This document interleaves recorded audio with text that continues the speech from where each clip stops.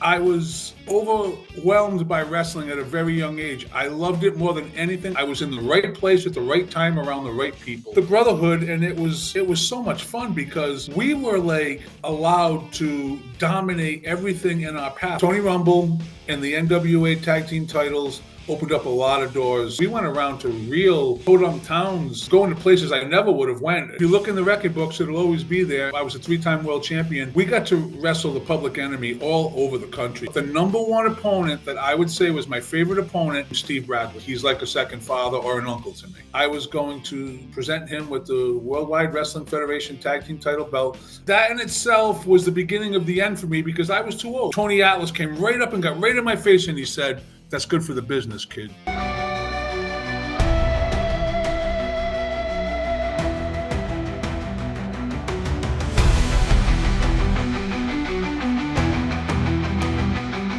Ladies and gentlemen, hosted by Coach C, Chris Sanders, this is Best for Business.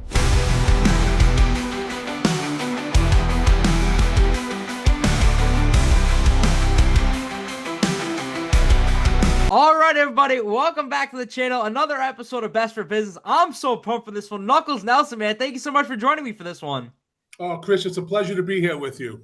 I'm so pumped for this one. It's such a pleasure. I remember the first time getting to meet you at Teddy Good shows, but I'm curious for you. We talk pro wrestling. Obviously, it was a completely different time for you, but I'm curious for you. What was it about pro wrestling that you wanted to get involved with?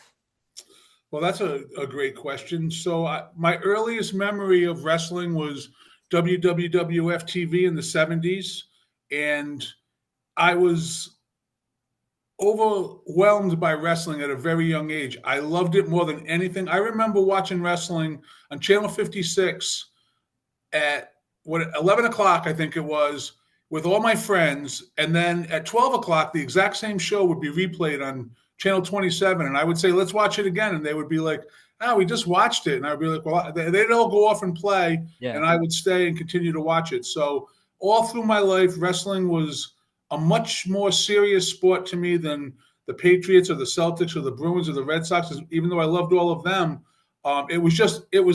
wrestling was here and the rest of them were here. Yeah. And it got so bad in my 20s that I had to start doing it. Wow. Who was your guy back in the day? You mean as far as who I was a fan of? Yeah, like who's your favorite? So it's hard to narrow it down to one, okay. But the Valiant brothers, Handsome Jimmy Valiant was one of my favorites. Yeah. Golden Boy Adrian Adonis was one of my favorites. Yeah, I could go on and on, but if you were asking like to get specific about favorites, those would be the Von Erichs. Nice. I was a big fan of the Von Erichs. Yeah. So I'm curious for you, how do you take the step at your age to get involved with pro wrestling? How old are you at the time when you first start? So that in itself was the beginning of the end for me because I was too old. I was 27 years old when I started wrestling. And even though all the signs were there that this probably isn't something that's going to go very far, I ignored all those signs because I loved it so much. And once I started taking bumps and getting in the ring, there was no turning back. Mm-hmm. So when we talk your career, I'm curious for you. Do you remember that first interaction with Tony Rumble? My first interaction with Tony Rumble? My first interaction with Tony Rumble was at a banquet, I don't know what it was at, where Mike's the VFW hall where Mike's Kitchen is in Cranston. Wow. And Cody Boynes was putting on some sort of, not a banquet, like a dinner.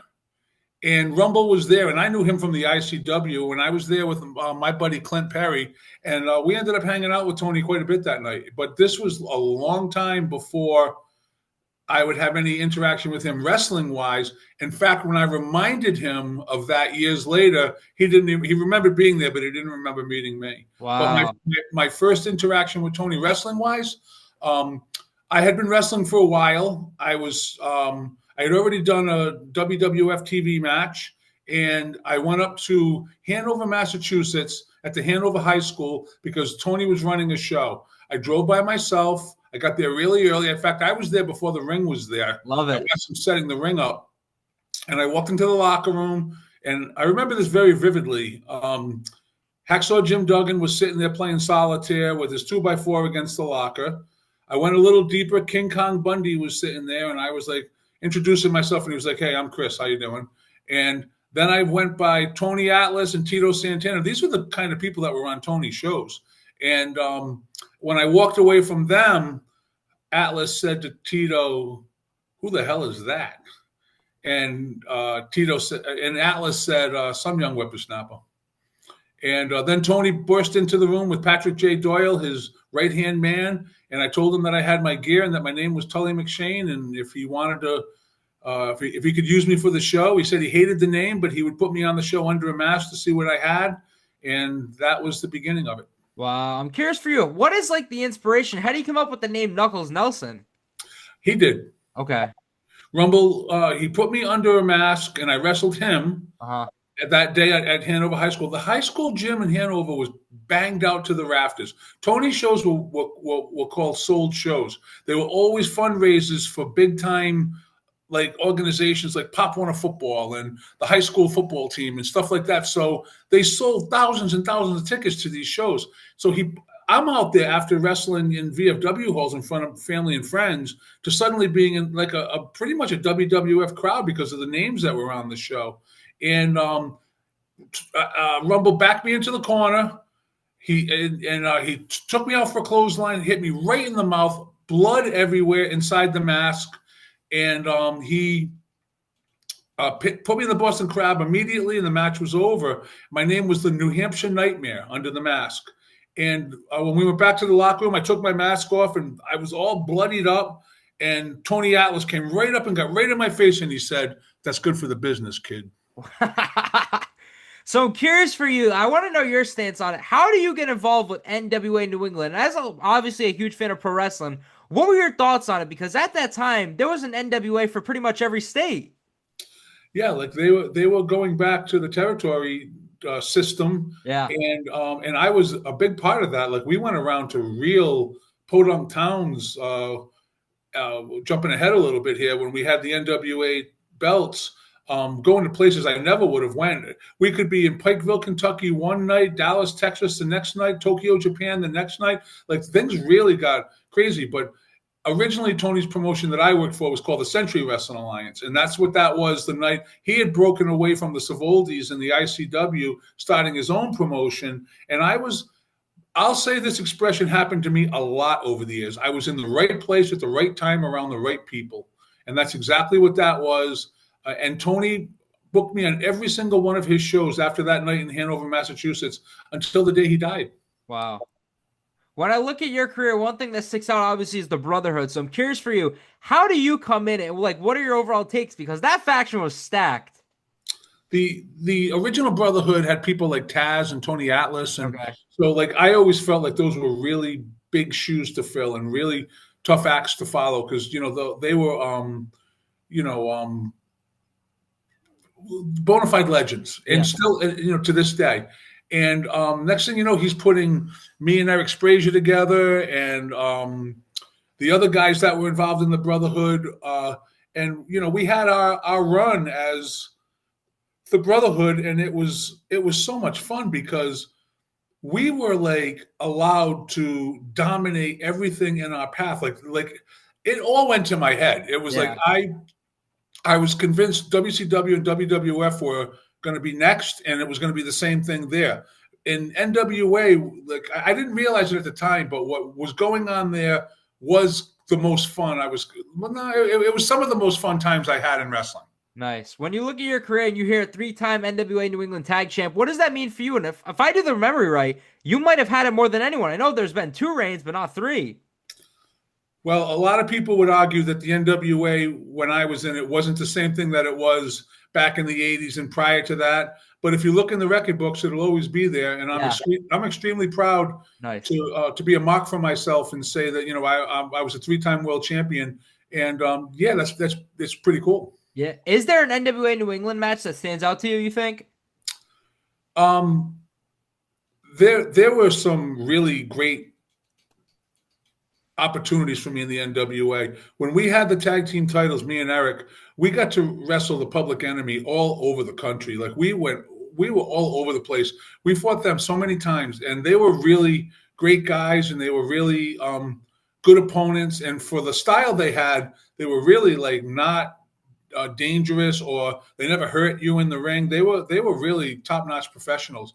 But the person, another two other people. The one person that sticks out in my mind was Ricky the Dragon Steamboat's younger brother, Vic Steamboat, who I learned a lot from, and I wrestled him so many times. I got better and better every time. And in the beginning, he didn't have any idea who I was. By the end, we were friends. But the number one opponent that I would say was my favorite opponent was a guy named Steve Bradley. Nice. Steve Bradley, I just tried to keep up with that kid. He was younger than me. He was faster. He was on the verge of being signed by WWE. And we never planned out matches. Like, we wrestled each other so many times on the lower level independents, and I would consider that the higher independent level at the time. And by the end of it, we were like just going out there and we were just doing it. We were working. We were, Nice. We didn't have anything. We didn't choreograph anything. We didn't plan anything. We talked about the beginning and the finish, and the rest of it was a fight. Love it. I'm curious for you now. Do you have a hand in booking NWA New England after a while? I never did. I never had any involvement other than I never had any interest in being involved in anything other than being a wrestler in the ring.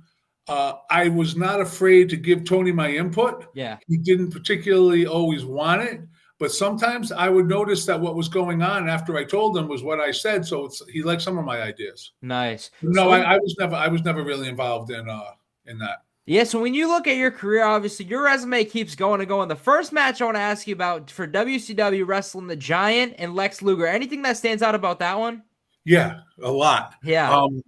When Kevin Sullivan was very instrumental in bringing a lot of independent wrestlers to WCW. Jim Cornette was instrumental in bringing a lot to WWF. They were in the locker room for Tony at the same time. Nice. It was unheard of back then.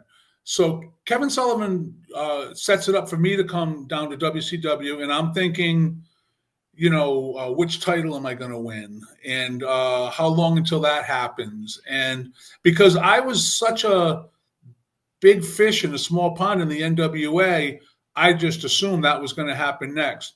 Well, I get to TV in Savannah, Georgia, and they tell me you're going to be working with the Giant and Luger tonight. And I was like, oh. So they have absolutely no plans for me. But when you're a 27-year-old guy growing up in Rhode Island as a wrestling fan, and you find yourself on Monday Nitro, I am extremely grateful that I had those opportunities. Yeah. I'm grateful to have been chokeslammed by the Giant. Is kind of a funny thing to say, but if that's all the role that was going to be for me, it was still a great experience. Wrestling in the sold-out Savannah Civic Center on the hottest wrestling show in the world at the time. Yeah. And my WCW experience did not go much further because of my own problems with drugs and alcohol, and they booked me for other events that I didn't show up. I no-showed, and when you do things like that, they move on really fast from you. Yeah. And I always kept thinking there were going to be more and more opportunities, but my lifestyle was very different back then, and I'm not afraid to talk about it, and that's why it was such a short cup of coffee in WCW. When you look at your career, was there a reason why you started so late at 26, 27? I probably didn't have any idea how to get into wrestling prior to that. They didn't have performance centers. They didn't have how many wrestling schools are there in the country now? Like they didn't have the internet. They didn't have in wrestling magazines, you might see a little tiny ad for a wrestling school somewhere.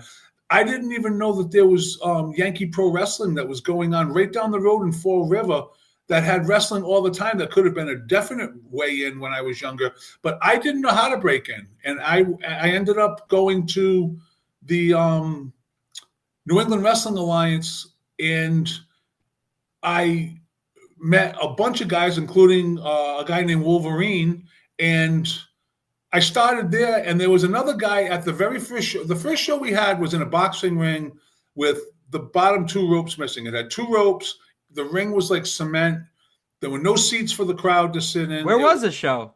It was at some warehouse in Providence, the way you could hear like the water dripping in the corner of the room. And only our family and friends were there. It was very much so a fantasy wrestling show, in my opinion.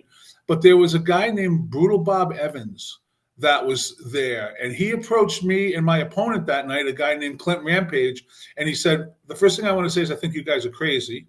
And the second, because everything we did was real. We were like from the same karate school, and we had been beating the crap out of each other for a long, long time. So we did the same thing in wrestling. And he said, if you ever want to learn the art of pro wrestling, I can send you to the right place. And that's what we did. We ended up going to a wrestling school in Freetown, Massachusetts. We met Brian Brieger and Nick Steele and Scott King and Rip Morrison and all these guys that were like, you know, it was nothing against the NWA, but it really, when we went to this other organization, they had a real wrestling ring in a well-lit building. Everyone was wearing wrestling boots. Everyone was in gear. Like, this was my real introduction to pro wrestling, even though the NWA was really, I had one match there, and I know that group lasted for a very, very long time. But I felt like that was being in the right place at the right time when I met Bob Evans that night. Nice. So when you talk your career, obviously WWF comes. I'm curious for you. There's a few matches I want to ask you. The first one, Hardcore Holly. Anything stands out wrestling him?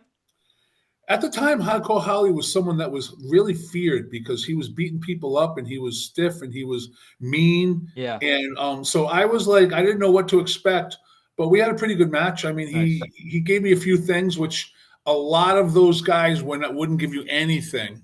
And my first TV match was against Razor Ramon in 1993, and I didn't even throw one punch. Wow. And when I went back, and it was just, you know, boom, boom, boom, boom, boom, Razor's edge, that's it.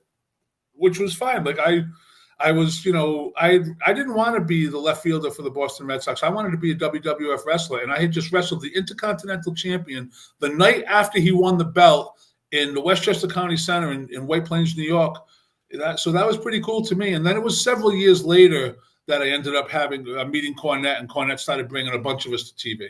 Nice. The next match I want to ask you, I think you did it a few times, maybe the Dudleys. I know that, or the Headbangers was too.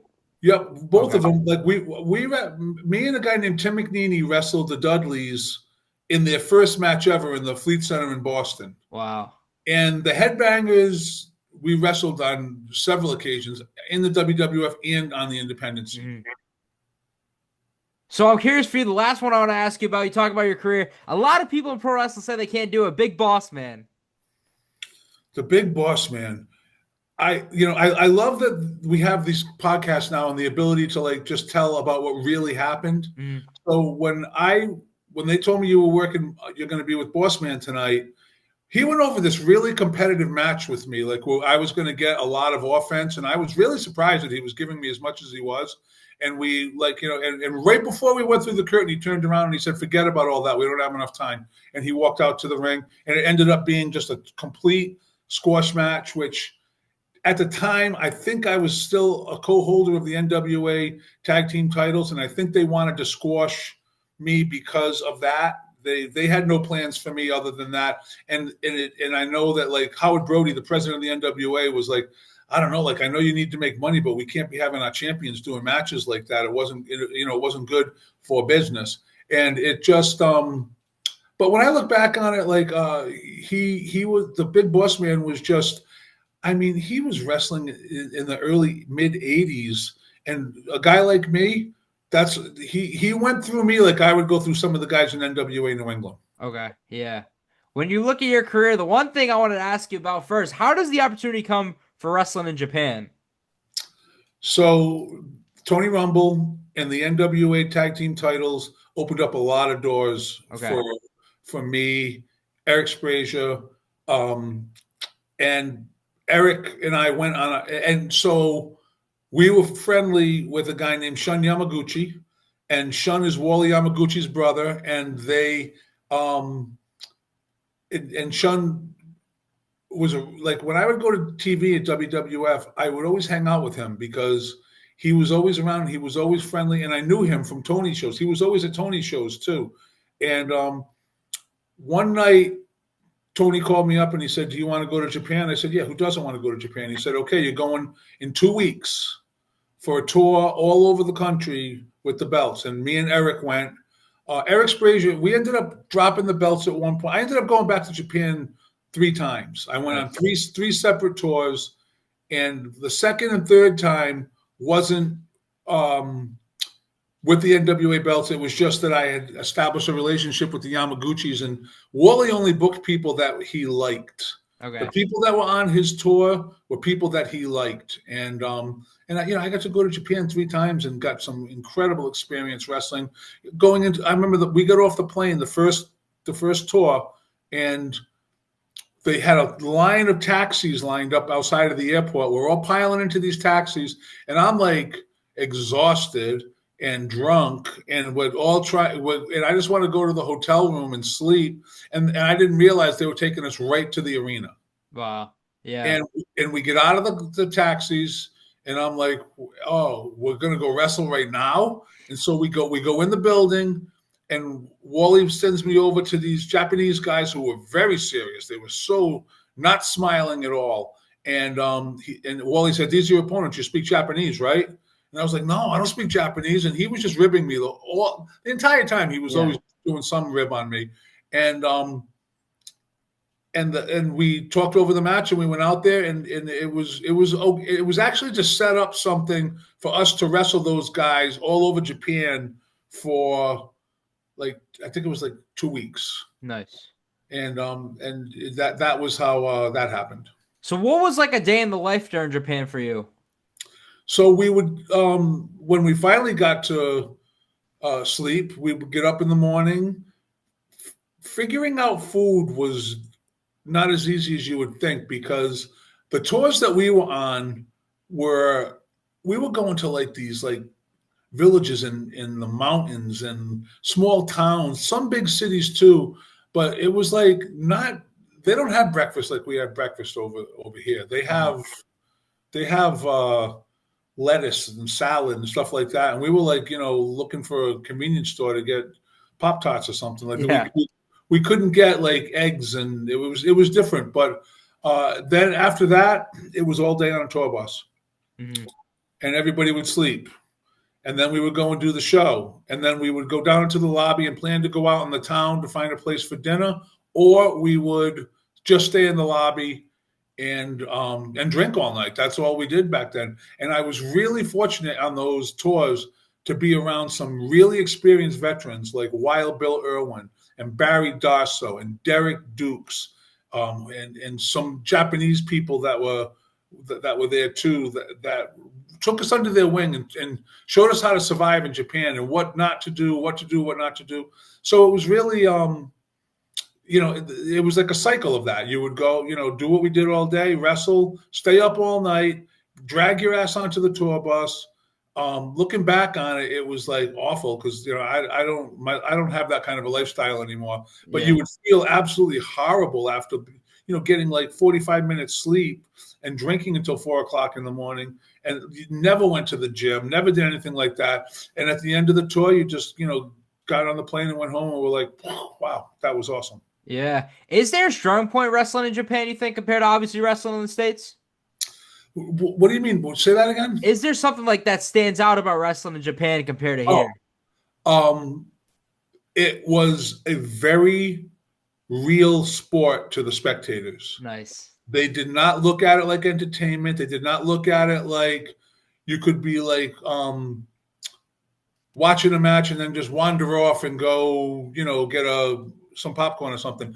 They stayed in their seats and they watched it very intensely. And sometimes if a good high spot happened, they would all applaud at a tennis match. Wow. It was, and I remember asking Wally, is it okay to go out there and be a heel? And he said, yeah, because I don't see a lot of people doing that. The only person I had seen doing it at that point was Larry Sabisco when he was over there. So I went out there and just was a big mouth and a loud mouth, and it was a good reaction. It was. But the thing that stood out the most was it was very serious, and also the friendships that I made with the Japanese wrestlers. Because if you can wrestle, if you can work, they'll respect you. If you can't, they won't. And we had some pretty decent matches with a lot of those guys. Some of them I'm still Facebook friends with today. And these were guys that were on the independent scene too. This wasn't like New Japan or All Japan. Wow. This was Wally's group called World Pro Wrestling that he was getting off the ground at the time. Yeah. I'm curious for you. You talk about the end being an NWA Tag Team Champion for the New England. I'm curious for you. You said it opened a lot of doors. What was it? You think it was just having the NWA New England banner attached to it? Well, we weren't the New England Tag Champions. We were the World Tag Team Okay. Champions. Yeah. Yeah. And the belt still carried some weight, especially in Japan. Okay. They didn't care who the champions were. They wanted the champions Nice. on the shows over there. And we did a lot of I was in magazines and newspaper, I was on the front page of the newspaper over there it was totally unexpected to me because of that. The NWA World Tag Team Champions are in town. Nice. So I'm curious for you. We're going to talk about a story with Jimmy Valiant that's insane, but I'm curious for you. Do you have possession of the NWA tag titles anywhere? I don't know if you can see it. There's a replica of it right over my shoulder. I love it. I love it. Yes, of course I do. So when you talk your career, I'm curious for you. What is that first interaction with Jimmy Valiant? Well, my first interaction with Jimmy Valiant was when I was a kid. Okay. When I was 12 years old, and my father took me and my brother to Mount St. Charles Academy to see wrestling. Yeah. And back then there was no pyro, no music, no ramp that comes down to the ring. It was in a high school gym that wasn't very well lit, and the wrestlers walked out of a locker room door. Wow. And we went to them, and it was actually a surprise birthday present for me. My father didn't tell us we were going to wrestling. And when we got inside the building and I saw the ring, everything registered what was going on. We sat down, and Jimmy Valiant was the first wrestler to come out through the door. And Handsome Jimmy Valiant was such an important figure in my life because he was tall and obviously handsome, and he was handling things with his fists, and he was taking matters into his own hands, and he cheated, and he was cocky and arrogant and confident. And I just thought everything I wasn't when I was a kid. He was everything I wasn't.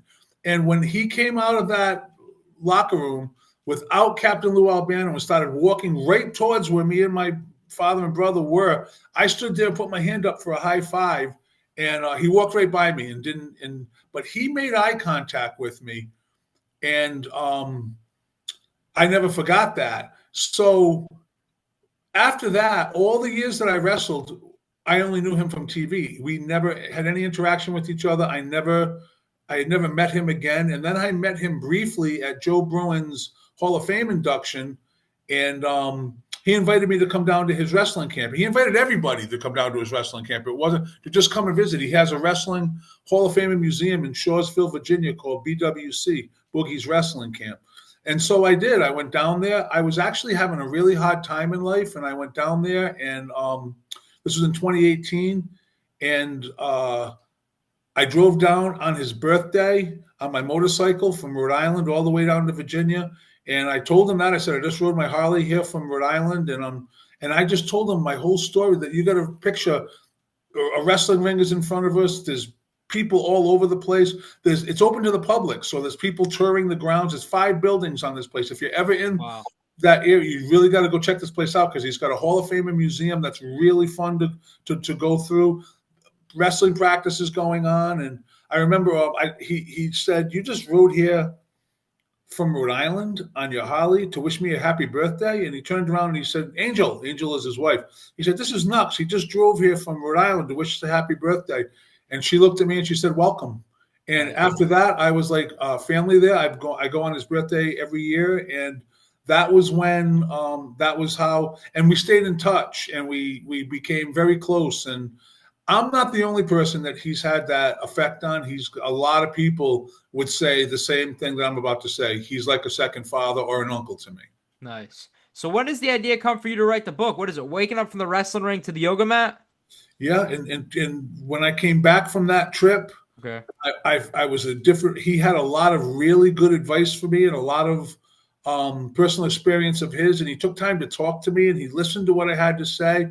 And when I came back, it was kind of like if you take a phone charger that's empty, and plug it into the charger, it's like boom, it comes back. And I kind of felt like that's what happened in my life. And I came back and I started taking composition notebooks like you'd have in school, and I just started writing in them. And next thing you know, I was filling them up on both sides of the pages. And I was like, what am I doing here? I really, it was not a planned thing. Yeah. And I ended up having a big stack of notebooks like this. What are you writing? Like just like things you remember from going there? I there's a saying that now, because now I'm an author and a writer. So like this was like 6 years ago. Just keep, if you feel the urge to write, just keep writing and go back and fix it later. Nice. And that's what I did. And a friend of mine, Jeff Katz, who has got a long history in the wrestling world, he coached me a lot with that stuff because I didn't even have a computer. I wrote this with a pen and paper. Old school. I love it. I went to an editor, a family friend that I knew, and I had this big stack of notebooks. And I said, I got this, book here. And she said, what do you want me to do with your notebooks? And I said, well, can't you like type it up? She said, no, you have to do that. So I had to get a laptop. I had to learn how to do it. And I had to learn how to use Word. And when all was said and done, that book went to #1 in new releases for wrestling books on Amazon. So it was pretty wild. That was a pretty wild ride back then. How long was like the overall process to create the book from start to finish? 2 years. Okay. So when you look at your career, there's one thing you sent me the other day that blew my mind. First, how do you get possession of the WWF Tag Team title? So I'm assuming you're going into the story about Jimmy Valiant. Insane story. I went to his wrestling camp every year and noticed that something was missing. There was no replica, no copy of the belt. So I felt like it really, if you're not familiar with BWC, Google it and check the place out. It's filled with rich wrestling tradition, history, all kinds of stuff that you wouldn't believe it. Like some of it's in glass cases, so nobody takes it. It's like really, but there was no WWWF tag team title belt. So I started looking online for the belt, and I found the plates, and I found a guy in Tennessee named Dave Milliken, who when the cost of the belt would have been in the thousands for him to make the belt. And when he found out that I was giving it to Boogie, to Jimmy Valiant, he gave it to me. Wow. Which is like, he may or may not have want me to reveal that, but I don't care because that was a class thing to do. I was prepared to pay for it. And I decided that on Jimmy Valiant's 80th birthday, I was going to present him with the Worldwide Wrestling Federation Tag Team title belt, which I did. He was totally shocked. It was in front of a group of people at the wrestling camp that day. And from what he told me, that belt sits over his mantle. And he's got a beautiful house down there where the camp is. And it's on his fireplace mantle now. Wow. So when you look at your career, obviously your resume keeps going and going, but I'm curious for you. Obviously, you love pro wrestling. For you, what does it mean? I think it's 4 years total. It might be more, but to be in PWI. The first time I saw myself in a wrestling magazine, it was surreal because I grew up reading wrestling magazines. Yeah. I would go to the drugstore. That's how you stayed connected with wrestling when I was coming up. And I would go and buy a stack of wrestling magazines. Like some of the stores would have like 7 different magazines, and I'd buy them all. Nice. And I had them all. So when I saw myself in wrestling magazines, it felt good. It was like, wow, this is really cool. And, the rankings in the PWI, when you think about it, there are tens of thousands of people around the world that are trying to get involved in wrestling. And if you can be one of the top 500 at any given year, well, you're moving in the right direction. Yeah. And at that time I was. So it was pretty fun to see. And, I had some articles and photos and different things over the years and written about me. And that was, it was just, part of the perks of being involved in wrestling and part of the fun. Yeah. When you look at your career, I'm curious, what is your final match for pro wrestling? So when I retired from in-ring competition, I started my own promotion in Salisbury Beach called Wrestling Star Wars. And that was a tribute to the Von Erichs and World Class Wrestling. And I stayed in the ring in the beginning, and then I started promoting.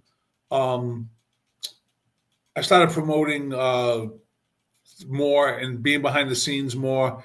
And I handpicked all the wrestlers that were on my shows, and I had like Ron Zombie, Dylan Cage, Fred the Rocket Curry, Astro Man, Eddie Edwards, Tony Gangsta, Nicky Rocks, like the people that went on to have real solid careers. Yeah. I saw Eddie Edwards at one of Ted's at Live Pro Wrestling, and he walked up to me and said, "Knuckles, I don't know if you're going to remember me, but I used to wrestle for you." I was like, "Yeah, I remember you. You're one of the top wrestlers in the world. Are you kidding me?"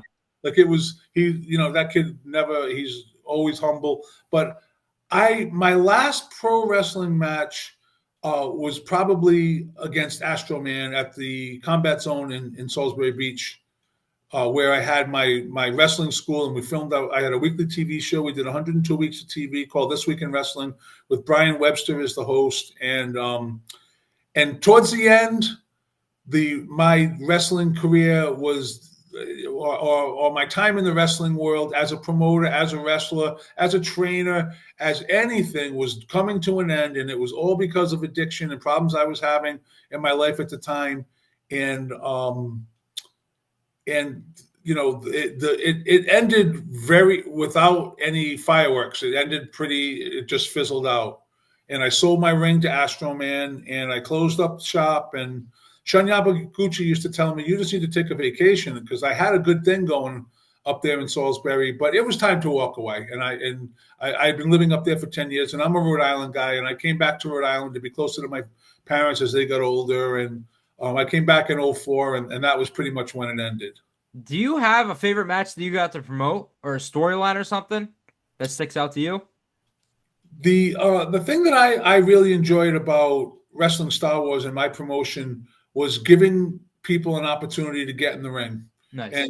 And I had our TV was solid. We had a good TV crew. We had a well-lit ring in an arena where everything was painted black around it, so it looked really, really good on TV. And I always gave anyone that wrestled on my shows a VHS copy of their match from the prior show, which meant a lot back then, because that was like a resume showing that around. So as far as it would be hard for me to pick a particular favorite thing. So much happened. It was over a couple of year period, and we drew I had 1,000 people in that building before, so it was there was a lot going on. There was a guy by the name of Brian Day. He was a big, huge, looked like Lex Luger type of physique, and he was a local guy that was a bartender up in Hampton Beach. And I think that he didn't love wrestling like we did,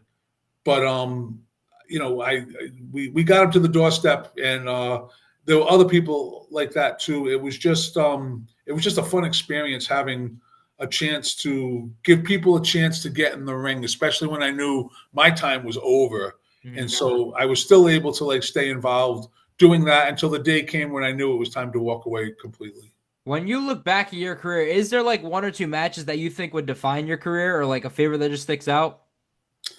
Well, the tag matches with the Public Enemy were really cool. And the belts, just having them at all was really fun. And I mentioned him earlier, but squash matches on TV are great, and whatever, you get a lot of exposure from them, even though you're getting your ass handed to you.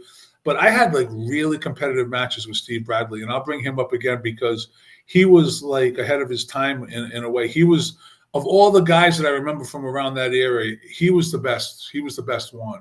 Nice. He was really, really, really great. So I really felt fortunate to have had a number, I don't know, I'd have to go back, a dozen matches with Steve Bradley over the years. Nice. I'm curious, man, what are you up to nowadays? Another book coming, or what have you been up to?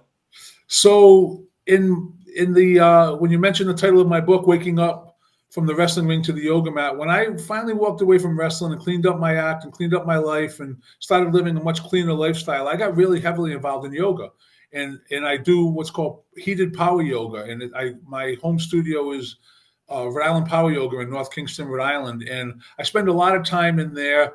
I also, when my book came out, RI News Today interviewed me for the book and then offered me a position writing for them.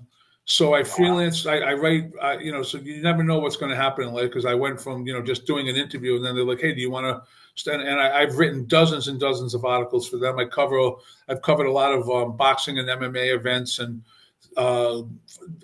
interestingly enough, not a lot of wrestling, but I have done some. And I've also been a Rip the Bus driver for 15 years, Wow. and I'm going to be retiring, and that's a whole other book.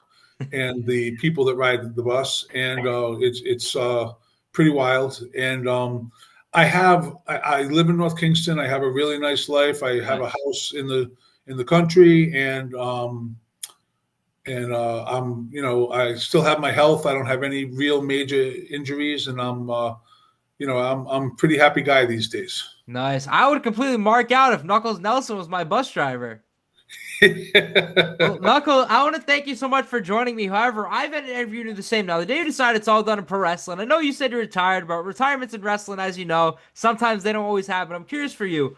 The day you decide it's all said and done, what do you want your legacy in pro wrestling to be?